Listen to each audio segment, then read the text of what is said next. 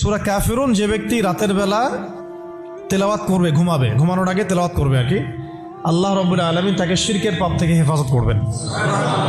জাহান্নামে যাবে সবচেয়ে বেশি মানুষ শিরকের পাপের কারণে। কোন পাপের কারণে? শিরকের পাপের কারণে। এবং শিরকের পাপ এমন পাপ যেই পাপটা আল্লাহ রাব্বুল আলামিন ক্ষমা করেন না, ওই অবস্থায় মারা গেলে ক্ষমা করেন না। কিন্তু তওবা করলে, জীবদ্দশায় তওবা করলে ইনশাল্লাহ মাফ হতে পারে, অবশ্যই হতে পারে। কিন্তু ওই শিরকের পাপ নিয়ে কেউ যদি মারা যায়, আল্লাহ রাব্বুল আলামিন এই পাপটাকে ক্ষমা করবেন না। এটা সূরা নিসার মধ্যে অনেকবার বলা হয়েছে, ইন্নাল্লাহা লা ইয়াগফিরু আন ইউশরাকা বিহি ওয়া ইয়াগফিরু মা দুনা যালিকা লিমান ইয়াশা। নিশ্চয় আল্লাহ রাব্বুল আলামিন শিরকের গুনাহকে মাফ করেন না, কিন্তু অন্য যে কোনো বড় গুনাহ হোক আল্লাহ পাক যাকে ইচ্ছা মাফ করতে পারেন, যাকে ইচ্ছা আল্লাহ মাফ করতে পারেন। এখন এই শিরকের পাপ থেকে বাঁচাবে কোন সূরা? সূরা কাফিরুন। রাতের বেলা তেলাওয়াত করতে হবে অন্তত একবার, রাতের আরো অনেক আমল আছে, এটা তো আপনারা জানেনই।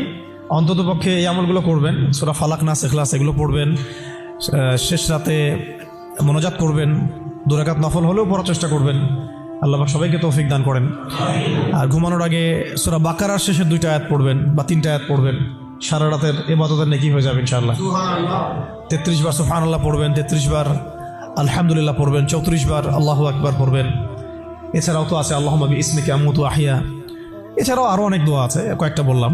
সূরা মুলক তেলাওয়াত করতে পারেন যদি সময় হয়, এবং করা উচিত, কারণ সূরা মুলকের তেলাওয়াত কবরের আযাব থেকে বাঁচাবে ইনশাআল্লাহ।